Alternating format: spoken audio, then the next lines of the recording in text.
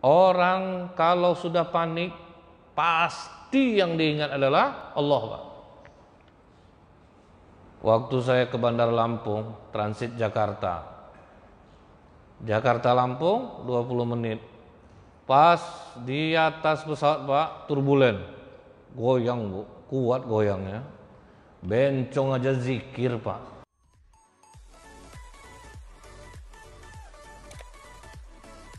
Dia kalau berada di rumah dia itu ingin dia keluar. Apakah keluarnya itu untuk kebaikan atau untuk yang lain, pokoknya lebih enak di luar. Nah, salah satunya, Pak, ini ciri rumahnya mungkin sudah jauh dari keberkahan Allah. Kalau rumah itu, Bu, udah banyak orang nonton TV, kemudian dia lebih banyak untuk mengerjakan yang menjauhkan dirinya kepada Allah. Inilah yang menyebabkan kenapa suasana di rumah itu tidak menyenangkan, Pak. Jadi makanya kajian kita subuh ini bagaimana supaya rumah kita itu senantiasa diberkahi Allah, sehingga membuat kita itu betah ketika berada di rumah. Nah, yang pertama diletakkan ulama apa, Pak? Harus sering membaca Al-Quran. Rumah harus sering dibuat untuk tempat membaca Al-Quran. Bayangkan, Pak, dalam hadis riwayat Muslim kata Rasulullah, orang yang membaca Al-Quran dengan terbata-bata aja, nggak lancar dia membacanya, merasa sulit baginya, maka dia mendapatkan 2 pahala.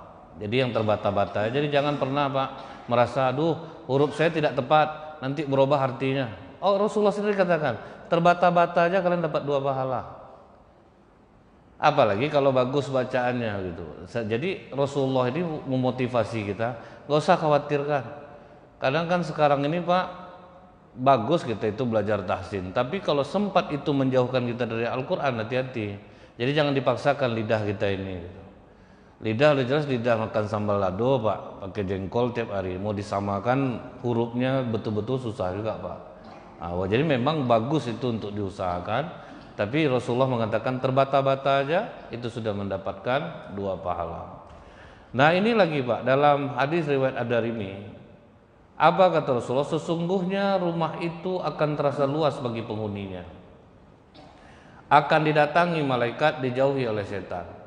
Dan akan dibanjiri pula dengan kebaikan di dalamnya. Sebaliknya rumah itu akan terasa sempit bagi penghuninya, akan dijauhi malaikat, dan akan didatangi setan.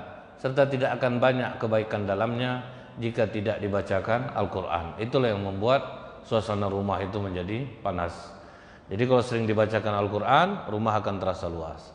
Tapi kalau tidak sering dibacakan Al-Quran, rumah terasa sempit. Masalah apa aja naik jadinya. Tapi di balik ini, Pak, saya sudah sering menyampaikan, ini untuk menguatkan jiwa kita lagi. Bagaimana ajaibnya Al-Quran ini, Pak. Jadi kalau kita kebanyakan anak-anak orang Muslim sekarang itu dituntut oleh orang tuanya karena mesti jadi penghafal Quran. Nah, di sini kena ini, Pak, sebetulnya.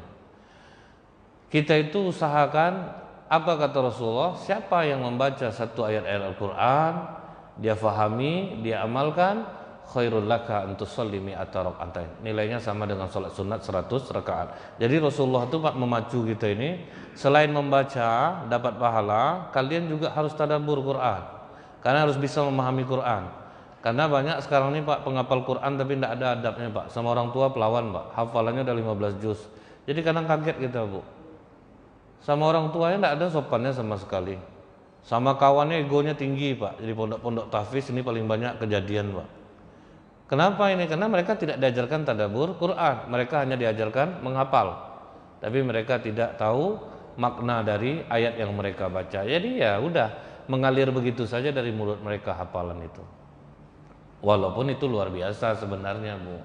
Itu udah bagus.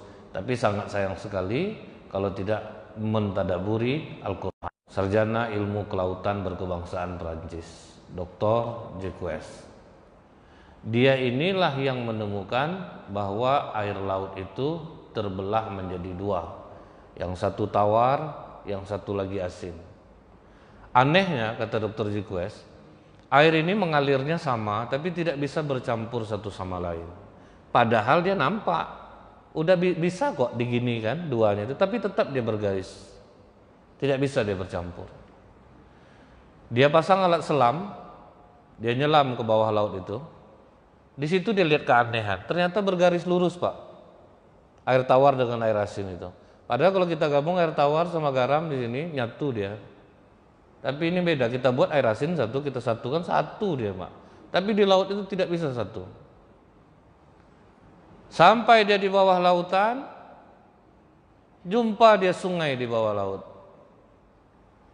Sempat pula dia berenang dalam sungai itu dan berfoto-foto.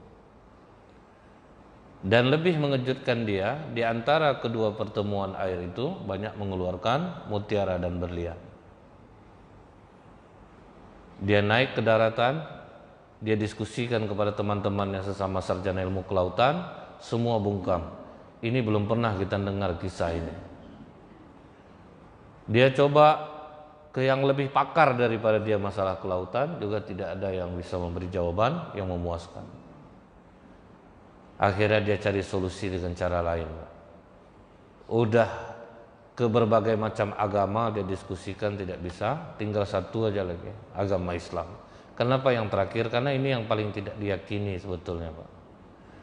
Mungkin Bapak Ibu tidak kenal dengan Niu Cancong. Niu Cancong itu siapa Pak?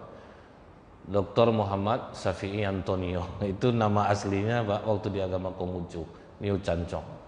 Pesan bapaknya apa Bu? Niu, kau boleh pilih agama apa saja. Jika Hindu menurutmu benar, pedalami Hindu. Jika Buddha menurutmu benar, dalami agama Buddha. Jika Kristen menurutmu benar, dalami agama Kristen. Tapi satu pesan Bapak, jangan kau masuk agama Islam. Kenapa Pak? Orang Islam itu sendal di masjidnya sendiri dicurinya. Nah, itu Bu. Jadi yang tersebar di luar tuh, orang Islam ini pasti miskin Pak. Jadi makanya nggak minat orang untuk mempelajari Islam. Fitnahnya di luar itu Pak, orang Islam ini dia harus taat kepada Allah, jauhi dunia. Sehingga menganggap bahwa orang Islam itu pasti miskin. Dan ternyata Bu, benar Pak. Orang Islam banyak salah mengartikan agamanya. Jadi begitu dia udah rajin agama, dia hidup miskin Pak. Sementara 10 orang sahabat Rasulullah yang dijamin masuk surga rata-rata miliarder Pak. Nah jadi di sini banyak kesalahan umat Islam. Jadi begitu dia rajin ibadah Bu, tak mau kerja dia. Dia sibuk zikir, sibuk ibadah. Dia lupa yang zuhud itu adalah seperti Abdurrahman bin Auf. Maksudnya apa Pak? Kerja dunia kuat tapi tidak untuk dia. Jadi kita ini Pak, kerjalah sekuat-kuat ya. Tapi ada bagian orang yang kita bantu, berarti kita untuk orang lain. Nah, jadi makanya orang malas Bu, Islam ini jadi pilihan terakhir terus Pak untuk bertanya itu. Nah makanya Dr. Jikwes ini terakhirnya ya udah coba sama agama Islam aja. Nah kebetulan dia ini terbang ke Inggris. Di Inggris ini Pak, sekarang ini cukup pesat Islam Bu. Dalam 1 tahun 5.000 orang masuk Islam Pak. Dan itu tidak hoax. 5.000 orang masuk Islam. Bukti nyatanya apa Pak? Orang Islam di Inggris tidak bisa bangun masjid sembarangan. Tidak macam kita di Indonesia ini. Sebetulnya kita ini pun salah juga nih Pak. Mau sampai kadang-kadang dalam 1 gang 2 masjidnya. Berkelebihan pula kita nih Pak.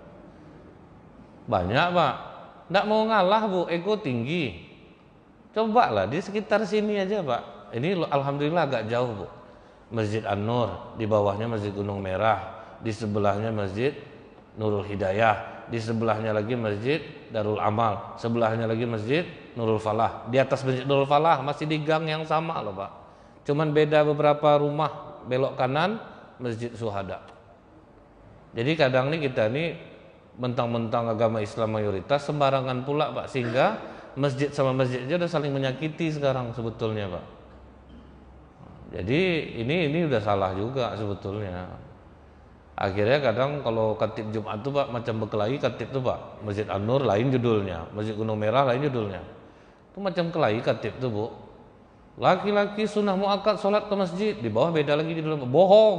Tidak pernah Rasulullah mengajarkan kita berbohong. Yang mana yang betul nih? Ini nyuruh sholat jamaah, yang katain di bawah bohong. Yang sebelah lagi Bu, kalian haram mengadu domba aja. Ada kelahilah berarti yang ini mendamaikan nih. Yang ini lain lah judulnya. Karena speaker semua diarahkan keluar, Pak.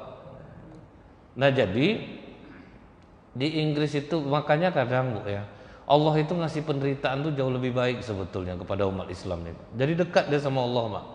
Karena kata Rasulullah, yang aku takutkan bagi umat Islam ini adalah ketika dunia dibukakan untuk mereka. Jadi Rasulullah itu lebih sebetulnya, Bu, ya, lebih baik umat Islam ini agak menderita sedikit. Dia jadi kuat. Karena kalau dunia udah dibukakan bahaya bagi umat Islam ini. Itu yang dikhawatirkan Rasulullah, Pak. Karena yang kuat itu tidak berapa orang jadinya.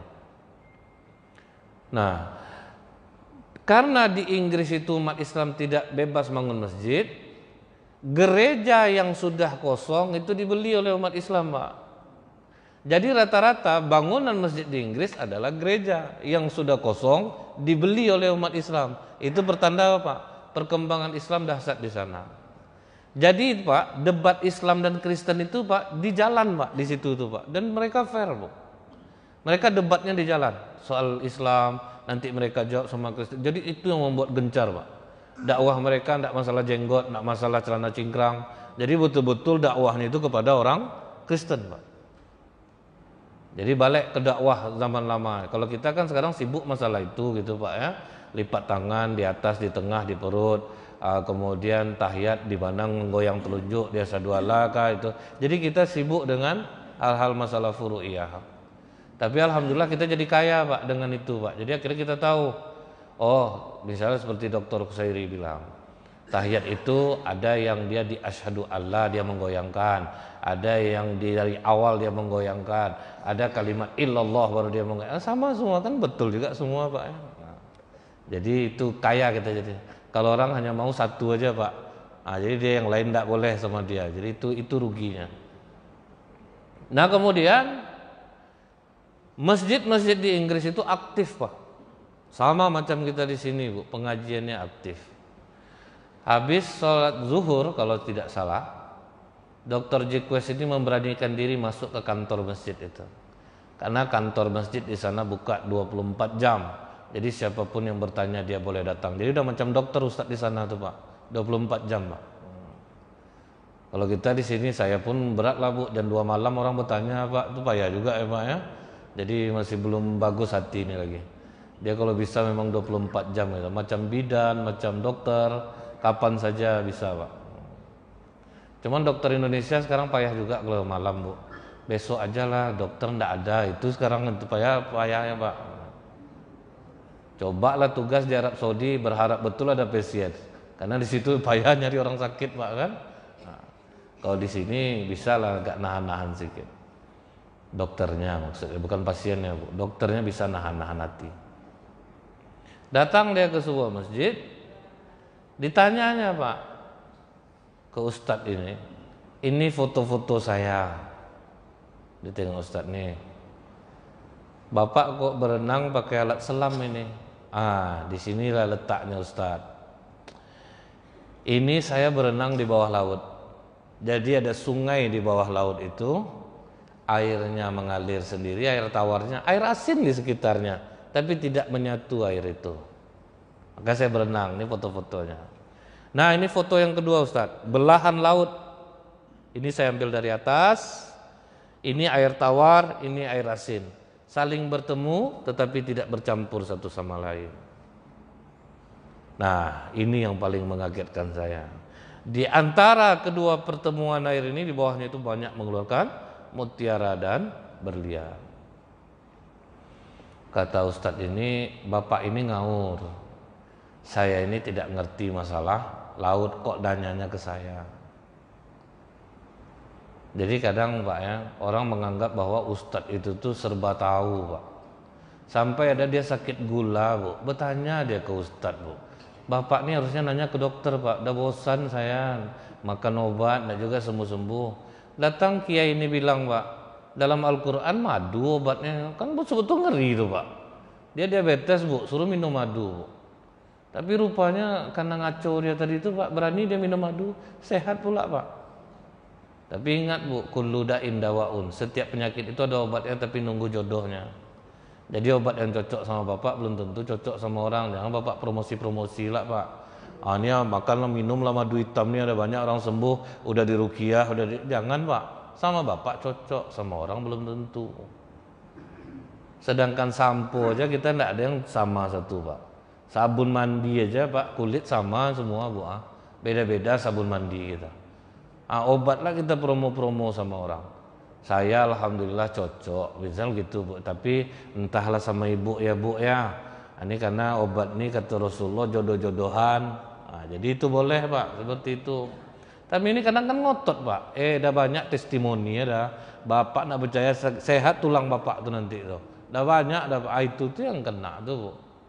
Jadi jangan terlalu promo. Nah setelah itu kata Dr. Jikwes ini, tidak pernah kami mendengar fenomena alam yang seperti ini Ustaz. Makanya saya datang kemari bertanya, apakah Islam ada menceritakan hal ini? Itulah syukurnya Bu, punya Ustadz yang dia ini adalah seorang yang hafal Al-Quran, dia memahami Al-Quran. Kata dia kepada Dr. Jikwes ini, silahkan duduk Dr. Jikwes. Surat apa yang dibukanya? Surat Ar-Rahman ayat 19 sampai 23. Sikit cuman Pak, 19, 20, 21, 22, 23. Marjal bahraini yaltaqiyan bainahuma barzakhun la yabghiyan fabi ayyi ala'i rabbikuma tukadziban yakhruju minhuma al-lu'lu'u wal marjan fabi ayyi ala'i rabbikuma tukadziban. Cuma 5 ayat Bu. Akulah yang membagi laut menjadi 2 bagian. Yang satu tawar, yang satu lagi asin. Di sana ada batas yang tidak terlihat. Maka nikmat Tuhan kamu yang mana yang kamu dustakan. Dan di antara kedua pertemuan air itu banyak mengeluarkan mutiara dan marjan. Maka nikmat Tuhan kamu yang mana yang kamu dustakan. Langsung sujud Dr. Jikwes. Saya masuk Islam. Kenapa Anda ingin masuk Islam? Berarti Al-Quran ini bukan buatan tangan Muhammad.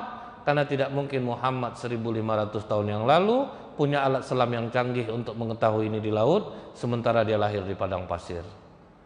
Masuk Islam Pak. Jadi orang-orang pintar Bu, mudah dia masuk Islam. Sedangkan 5 ayat aja Pak, udah nerima Islam dia. Apalagi Bapak Ibu udah dari dulu nerima Al-Quran Pak. Tentu lebih banyak lagi keajaiban. Saya nyenangkan hati Bapak Ibu aja nih. Jadi Pak, itu mungkin belum seberapa. Pakar jantung dunia, ini biar semangat gitu jadinya Pak, membaca Al-Quran ini. Profesor Dr. Maurice Bucaille. Dan nama-nama ini mudah kok Bapak share. Mudah karena mereka orang-orang terkenal di bidangnya.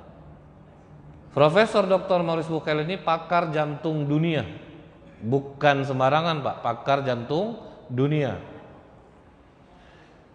Ketika mumi Fir'aun ditemukan, pemerintah Mesir itu mempercayakan kepada Profesor Dr. Maurice Bucaille untuk memeriksa mumi Firaun. Disediakan laboratorium khusus di Mesir, diterbangkan dia dari Prancis. Ini masih orang Prancis juga nih Pak. Sampai di sana setelah beristirahat, kemudian dia mulai masuk ke laboratoriumnya. Setelah dia memeriksa cukup lama, kemudian dia keluar. Dia katakan, setelah saya memeriksa mumi Fir'aun ini, dapat saya pastikan bahwa Fir'aun ini matinya tenggelam. Mendengar itu ketawa orang Mesir Pak. Kenapa kalian tertawa? Kalau itu dah lama kami tahu itu Prof. Dari mana kalian tahu? Dari Al-Quran kami. Surah Al-Baqarah ayat 50. Apa kata Allah? Wa iz faraqna bikumul bahra fa anjaynakum wa aghraqna ala fir'aun wa antum tanzurun. Dan ingatlah ketika kami membelah laut untukmu, sehingga kamu dapat kami selamatkan dan kami tenggelamkan Fir'aun dan pengikut-pengikut Fir'aun. sedangkan kamu menyaksikan. Jadi kalau untuk tenggelam itu Prof, dah lama kami tahu tuh. Orang yang berilmu ketika dia kena bantah dengan orang biasa Pak, itu egonya langsung naik. Jadi hati-hati Bapak yang sudah berilmu, Ibu yang sudah berilmu. Kalau sempat dibantah orang, jangan naik ego kita. Sedangkan saya aja kadang Bu sedang makan datang orang, "Tat, baca bismillah, Tat." Saya bilang, "Alhamdulillah, makasih banyak Pak, untung Bapak ingatkan." Padahal saya sudah baca doa loh Pak. Itu untuk menghargai orang-orang mau ingat kita. Ini kita kadang tahu saya lagi, ustadz saya ini akan naik ego tuh Pak. Jangan naik ego. Ingat Imam Ahmad bin Hambal diusir dari masjid, tidak ada dia ego Pak. Orang tidak kenal sama kita siapa Pak. Imam Ahmad bin Hambal Bu di masjid diusir dari masjid kan. Habis sholat isya dia tidur Pak. Pak, tidak boleh tidur masjid Pak, tidur luar. Nanti kotor nih, kan udah saya alas dan tidak boleh keluar. Saya musafir, tidak bisa keluar. Tidak ada Imam Ahmad bin Hambal mengancam, belum tahu kau siapa aku lagi ya. Tahu ketua masjid kena berhenti kan kalau nanti. Tidak ada Pak. Tidur dia di teras. Di teras tidur, datang lagi gori masjid tuh Pak. Bapak bisa dibilang tidak Pak? Tidak boleh tidur, pokok dia dalam masjid nih. Keluar sana. Keluar ya Bu. Itu mengajarkan kita rendah hati sebetulnya. Makanya kiai-kiai di Jawa itu Pak, bulan Ramadan semua tidak ada yang mengajar di pondok. Mereka pergi ke masjid-masjid yang orang tidak kenal dengan mereka. Mereka melamar kerja di sana tanpa digaji. Tugasnya Pak, bersihkan kamar mandi, bersihkan masjid, nyusun sendal orang. Itu untuk supaya merendahkan hati ini. Dia kalau udah tinggi hati ini payah Bu. Apalagi kalau udah dimulia-muliakan orang Pak ya. Itu agak bahaya sih gitu. Ujian kemuliaan ini bahaya Pak. Nah kemudian ada seorang profesor Bu. Dia melihat anak-anak orang Islam hidupnya bahagia. Ditanya oleh profesornya, siapa yang membuat kalian bahagia? Dijawab anak-anak muslim ini, Allah yang membuat kami bahagia. Pernah kalian melihat Allah itu? Tidak. Pernah kalian memegang Allah itu? Tidak.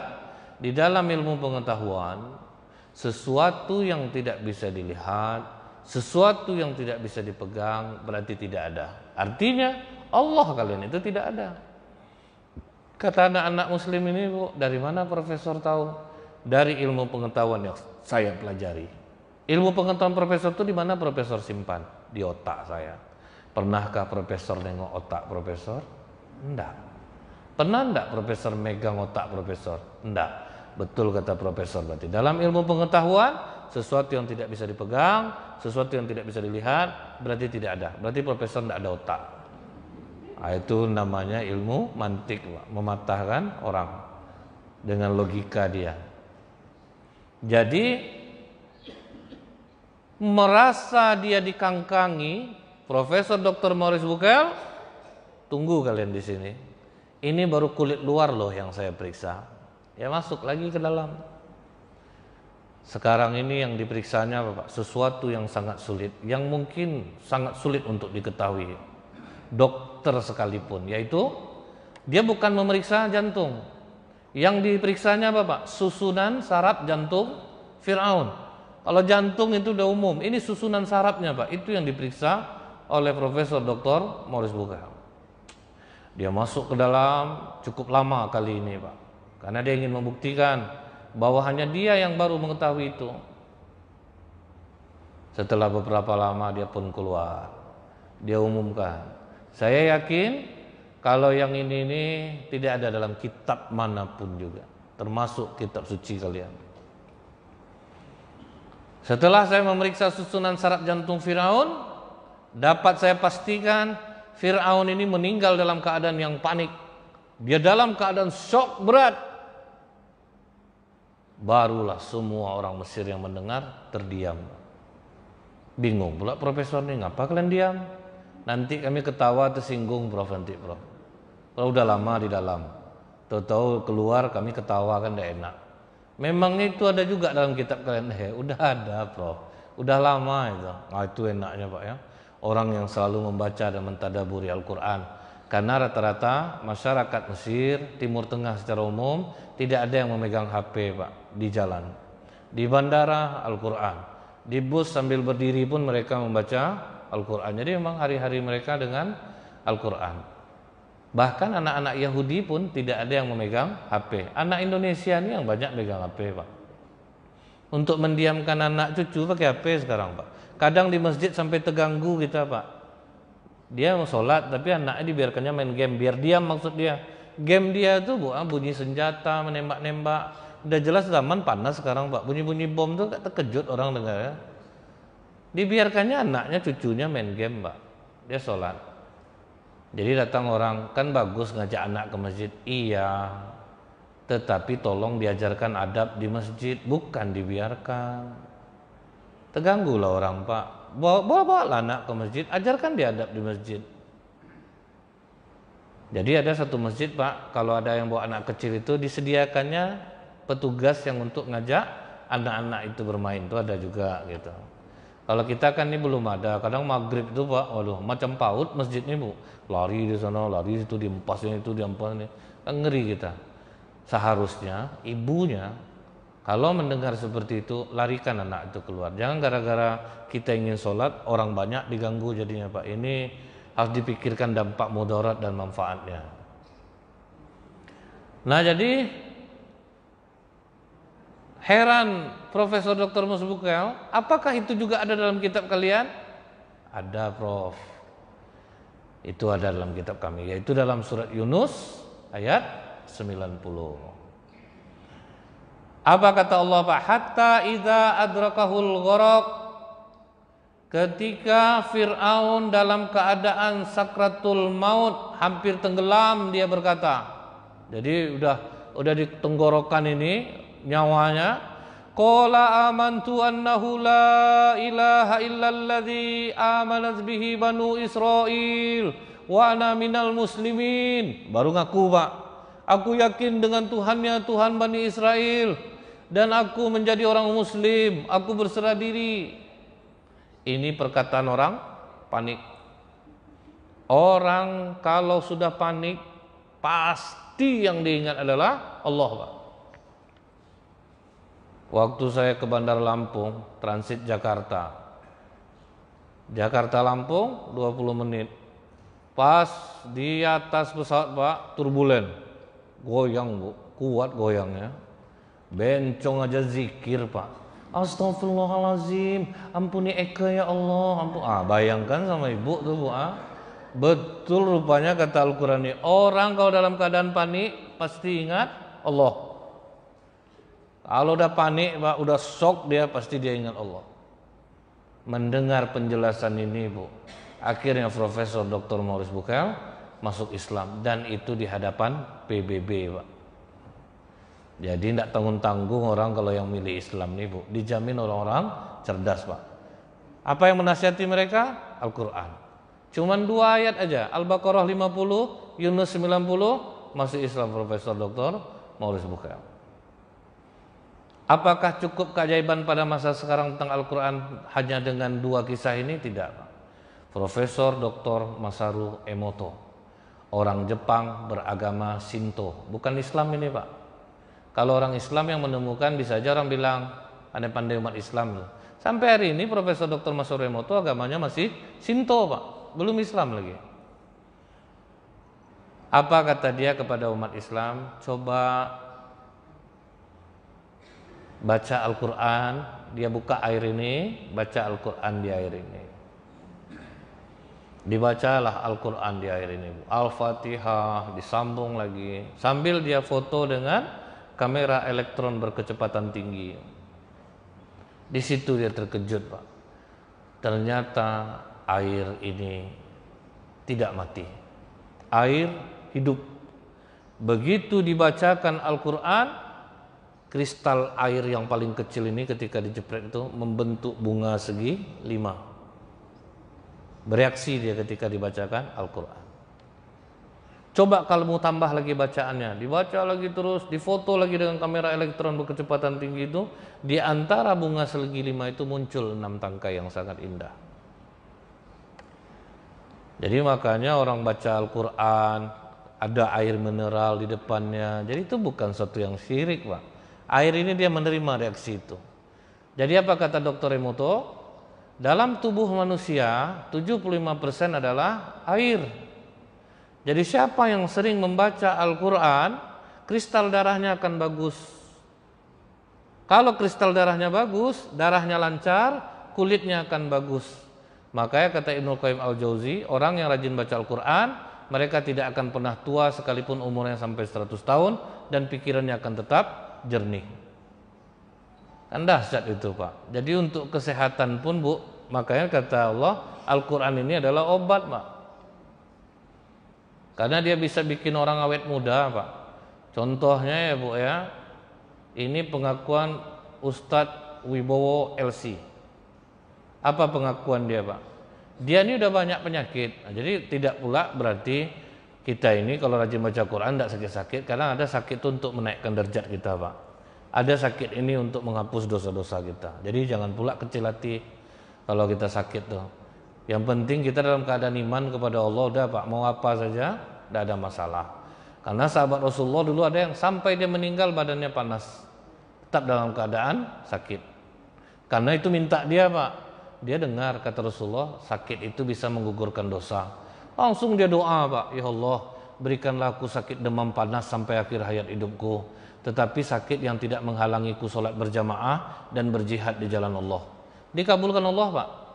Demam terus dia tiap hari sampai dia mati. Tapi Bapak yang lah doa ini, Pak, belum tentu kita kuat lagi. Nanti kita doa ini betul-betul tidak bisa sholat jamaah, Pak. Ini tulus-tulus, Bu. Sahabat Rasulullah ngomong itu bukan tinggi sebetulnya, Pak, tulus. Waktu ada yang dikasih Rasulullah jatah rampasan perang, apa kata dia, Pak? Ya Rasulullah, aku mengikutimu berperang bukan untuk mendapatkan ini. Aku ingin panah menancap di leherku, dan itu menjadi saksi bagiku di hadapan Allah. Dikabulkan Allah, Pak. Jadi bukan dia takabur, enggak, dia pengen mati syahid. Nah itu maksudnya, Pak. Dan betul-betul panah menancap di lehernya, dia mati itu. Nah jadi kalau orang sering baca Quran ini, pikirannya akan tetap jernih, dia akan tetap sehat. Jadi waktu Ustadz Wibowo ini ngasih ceramah di acara nikahan, nasihat perkawinan, kalau Ustadz ini kan kalau habis-habis ceramah itu kan paling duluan selalu dikasih makan, Pak. Itulah enaknya kami ini, Bu ya, duluan terus. Tapi saya gagal mengamalkan hadis Rasulullah. Kalau Rasulullah waktu di kemah Ummu Ma'bad, di pelajaran kita bilik-bilik cinta Rasulullah, itu dia habis memerah susu kambing itu, Pak. Sahabat dulu semua minum, terakhir baru dia. Gitu juga Rasulullah kalau ada makanan, Bu, rata-rata sahabat dulu dikasih, terakhir baru dia. Tapi pernah memang Rasulullah memakan sendiri buah jeruk tanpa memberi sahabat, dan itu ada alasannya, Pak. Heran sahabat waktu itu, kok Rasulullah ini dihabiskannya jeruk nih, dan enak, kayaknya enak, Pak. Rasulullah ngabisin satu-satu di depan orang yang ngasih. Akhirnya setelah orang itu pergi, bertanya sahabat, ya Rasulullah, enak betul limau tuh, sampai kau tidak mau ngasih kami? Gara-gara limau nih kau tidak mau ngasih kami? Tahu kalian tidak, rasa limau itu asam semuanya. Aku takut kalau aku kasih kalian nanti muntah di depan orang ngasih, tersinggung dia. Kalian meludah, kalian marah, kan kasihan kita orang ini ngasih. Jadi menghargai orang, biarlah Rasulullah yang berkorban. Nah itu. Jadi tidak jauh, Pak. Saya waktu itu ceramah di Riyadhutan ya. Habis ceramah disuruh makan. Saya ingin mengamalkan ini, Bu. Silakan Pak, makan dulu, Pak, makan. Habis, Pak. Itu menung saya, Pak. Nyesal sejak itu, tidak mau saya lagi, Bu. Udahlah kalau disuruh makan, makanlah saya langsung, Pak. Temenung di jalan, Bu. Itu di klakson orang tidak dengar lagi, perut lapar, Pak. Jadi memang Rasulullah itu cuma satu-satunya di dunia itu. Rela lapar, biarlah orang duluan. Nah, dia enggak. Jadi enggak mungkin rasanya kita itu bisa meniru Rasulullah. Datang orang bilang, kok berani Ustaz, enggak mungkin kita bisa meniru Rasulullah. Rasulullah itu cuma satu. Abu Bakar sendiri, apa kata Abu Bakar Siddiq, Pak? Jangan kalian mengira karena aku dekat dengan Rasulullah, aku bisa berlaku seperti Rasulullah. Rasulullah itu wahyu selalu bersamanya, dan dia dijaga oleh malaikat. Kalau aku iblis bersamaku, beda, Bu. Rasulullah itu malaikat selalu sama dia. Rasulullah dijaga oleh wahyu. Kita, Pak, Iblis yang banyak di sekitar kita. Maka kata Abu Bakar, jangan kalian kira aku bisa seperti Rasulullah. Jadi mustahil Pak, Rasulullah itu cuma satu Pak. Cuman kita menjadikan sifat Rasulullah itu sebagai motivasi, itu bisa Pak. Kalau seperti Rasulullah itu mustahil, karena beliau cuma satu. Nah kemudian setelah Ustadz ini ceramah, disuruh makan. Nah karena dia ada nampak bapak itu lebih tua lah dari dia beberapa tahun, sekitar 10 tahunan lah. Ya 10 tahunan lah di atas Ustadz ini. Kan kelihatan tuh Pak ya, lebih tua umurnya. Pas disuruh makan tuh disuruhnya bapak tuh duluan, Pak silakan Pak. Nah, dia ngargai, beradab juga Ustadz ini Pak. Suruhnya bapak ini duluan. Akhirnya bapak tuh ngambil duluan. Nah sambil dilihat oleh Ustadz Wibowo ini Bu, apa-apa aja makanan yang diambil bapak itu yang ditengoknya Pak. Bukan untuk mengepokan, enggak Bu. Dia nengok bapak ini udah berpantang enggak makan. Rupanya enggak Pak. Telur puyuh, rendang daging, ikan, pokok banyak piring dia tuh Pak penuh. Gulai kambing. Jadi pas bapak tuh duduk ditanya sama Ustadz nih, Pak, bapak belum ada berpantang makan lagi Pak. Apa pula lah enggak berpantang Ustadz, kami udah berumur-umur nih.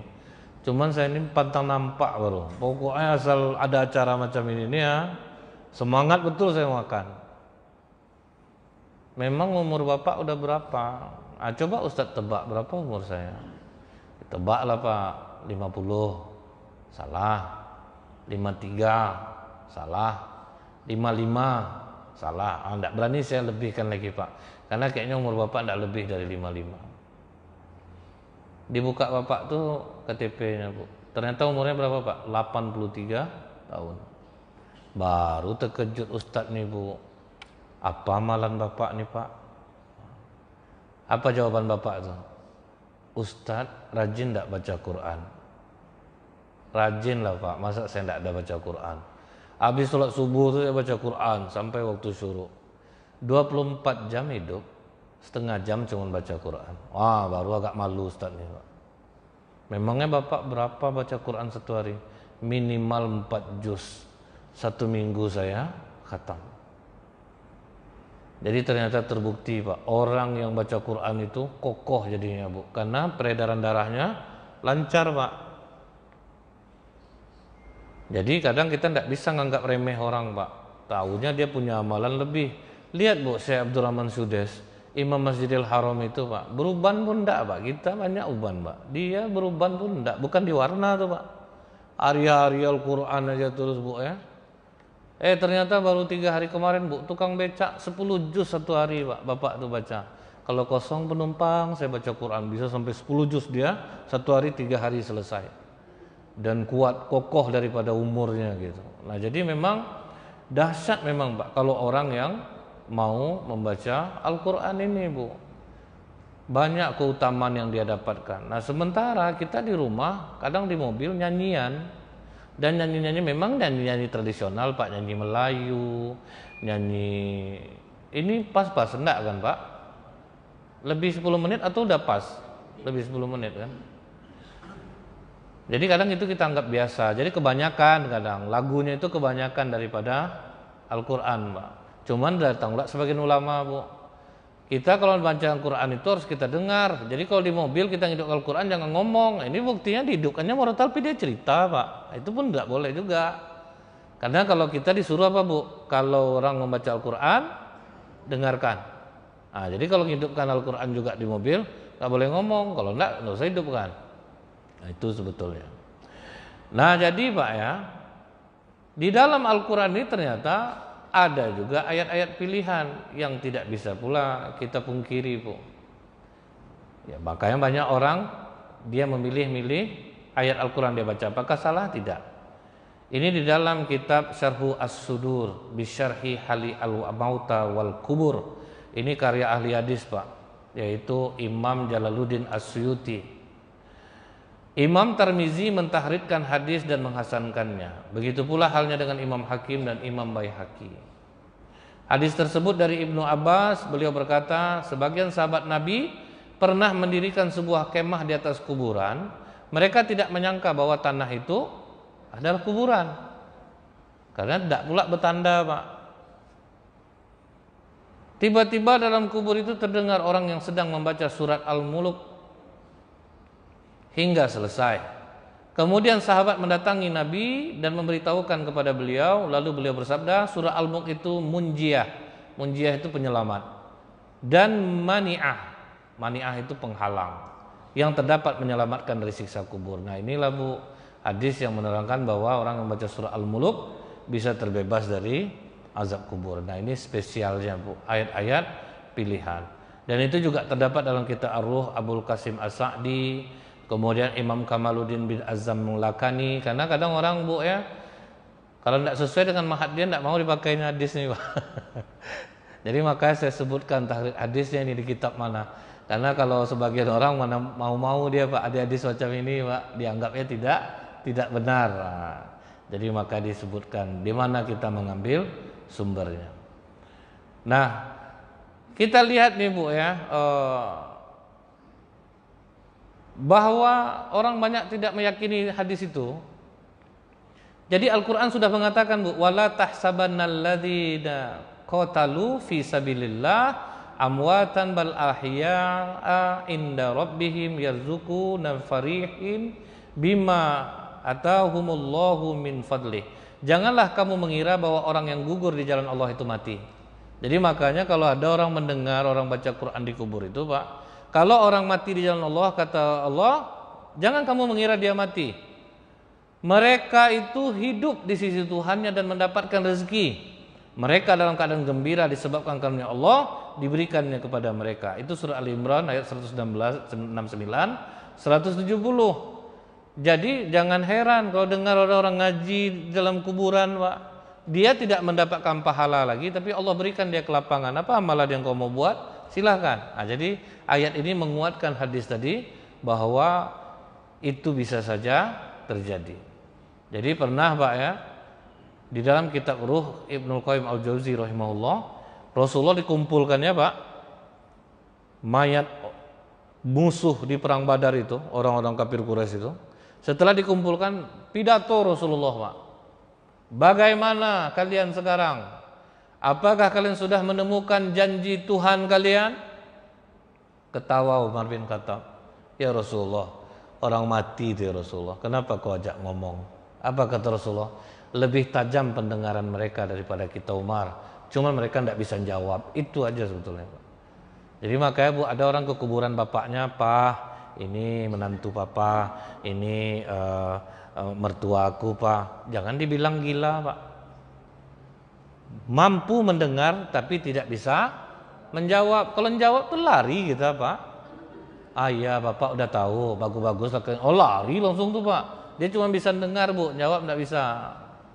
Nah jadi ini ayat menguatkan hadis tadi. Nah ini Pak bukti Al-Quran ini ternyata bisa juga sebagai pembela. Waktu Mall Borobudur di Jogja terbakar, semua yang di Mall Borobudur itu habis Pak. Cuman satu yang selamat Bu, toko hijab milik Bu Anies. Dan orang tahu se-Jogja orang tahu kejadian ini Pak. Cuman toko hijab dia Pak tidak disentuh oleh api sama sekali. Qurannya pun tetap ada di sana, padahal barang mudah terbakar Pak. Cuman dia yang selamat. Jadi Pak, sewaktu dia dipertanyakan orang apa yang diamalkan dia ketika dia duduk di toko, jadi dia bilang setiap kali tidak ada pelanggan, dia tidak ada kegiatan lain selain membaca Al-Quran. Selalu dia membaca Al-Quran itu. Sampai kadang dia itu diusahakannya bisa 1 bulan minimal khatam. Jadi 1 juz 1 hari. Seperti di Al-Falah ini kan ada one day one juz, itu luar biasa tuh Pak. Bisa 1 hari 1 juz, 1 hari 1 juz, 1 hari 1 juz. Bahkan ada Bu ya, ini kejadian di Amerika Pak, kisah nyata tahun 2006. Apa kisah nyatanya ini Bu? Ada perempuan, dia jalan pulang kerja agak malam. Jadi jalan waktu itu betul-betul sepi Pak. Tempat dia melintas itu sepi betul Pak. Nah, pas di ujung jalan itu dia ada melihat seorang laki-laki. Disangkanya laki-laki itu orang Amerika, Bu, rupa orang Kaukasian, bukan orang Amerika. Itu perawakannya agak menyeramkan, Pak. Karena dia agak was-was, dilihatnya raut wajah pria itu, Pak, agak mencurigakan. Dia udah terasa dari agak jauh tuh, Bu, ini pasti laki-laki ini mau ganggu aku nih. Ini perempuan muslim, Bu, berhijab. Akhirnya dia berusaha untuk tetap tenang. Kemudian dia baca Al-Quran yang dia hafal. Terus dia baca ayat kursi berulang-ulang, Pak, sebelum sampai ke tempat orang itu. Dia sungguh-sungguh memohon pertolongan sama Allah, tetapi dia tidak mempercepat langkahnya. Sengaja dia pelankan untuk bisa menyelesaikan ayat-ayat yang dia baca. Kemudian, Pak, pas lewat di depan orang itu, sempat diliriknya orang itu, Pak, ditengoknya. Rupanya orang itu malah menundukkan muka, Bu, sambil merokok. Kata dia, Pak. Tidak mau dia menengok perempuan ini. Pas keesokan harinya, perempuan muslim ini melihat berita di TV, Pak, berita kriminal. Ada seorang wanita melintas di jalan yang sama dengan yang dia lintasi semalam itu. Dia kena pelecehan seksual, perempuan itu, di lorong yang gelap jalan ini. Karena dia begitu ketakutan, dia tidak tahu wajah pelaku pelecehan seksual ini, Pak. Karena perempuan muslim ini nonton, Pak, aku ingat wajah dia nih. Karena aku lewat jalan yang sama. Beranilah dia pergi ke kantor polisi. Sampai di kantor polisi, dialah yang berani mengidentifikasi dari kotak kaca itu, Bu. Dari kotak kaca itu, kan ada beberapa orang yang dicurigai itu, Pak. Kemudian muslimah ini ditunjuknya lah, Pak. Ingat dia wajah laki-laki Kaukasian itu. Nah, itu dia laki-lakinya yang melecehkan perempuan yang semalam lewat itu, karena aku lewat jalan itu sebelumnya. Nah, kemudian, Pak, melalui dinding ditangkap orang itu. Jadi perempuan muslimah ini bertanya kepadanya, apa kau tidak melihat saya malam itu? Kata laki-laki ini, saya melihatmu malam tadi. Saya melihat kamu berada di sana beberapa menit sebelum wanita itu yang saya lecehkan jalan. Nah, waktu kau lewat itu, aku melihat ada 2 orang besar di belakangmu. Jadi seperti ada pengawal perempuan ini jalan. Satu di sisi kiri, satu di sisi kanan. Itu yang membuat aku tidak berani mengganggu dan memandangmu, karena ada 2 orang laki-laki besar. Maka terdiam perempuan ini, Pak, langsung dia mengucap syukur kepada Allah. Berarti Allah mengirimkan malaikat untuk menjaganya. Nah, jadi memang ini, Pak, ya, keajaiban Al-Quran ini tidak bisa lagi kita pungkiri. Jadi kalau kita memang rajin membaca Quran dan mengamalkan zikir pagi petang, terutama kan ada ayat kursi, ya, Pak, ya.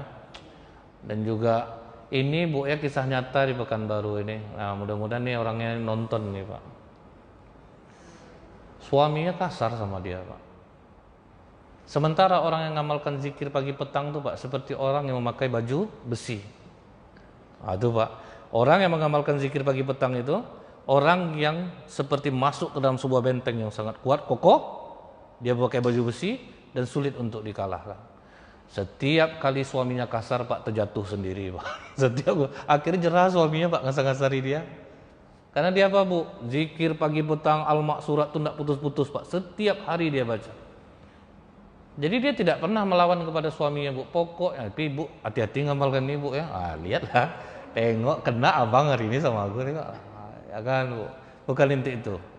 Nah, kisah perempuan muslimah tadi, Bu, itu diceritakan oleh Alamul Jin Wasi Sayatin dalam kitab itu, halaman 180, karya Syekh Umar Sulaiman Al-Asqar. Jadi ini bukan dongeng. Jadi itu, ya, Bu, ya. Jadi ini dalam kitab. Nah, mudah-mudahan, Pak, ini kembali menambah semangat kita untuk membaca Al-Quran, insyaallah. Baik, sampai di sini. Kalau ada pertanyaan silahkan. Kalau tidak, kita tutup. 5, 4, 3, 2, 1. Subhanakallahumma bihamdika asyhadu alla ilaha illa anta astaghfiruka wa atubu ilaik. Assalamualaikum warahmatullahi wabarakatuh.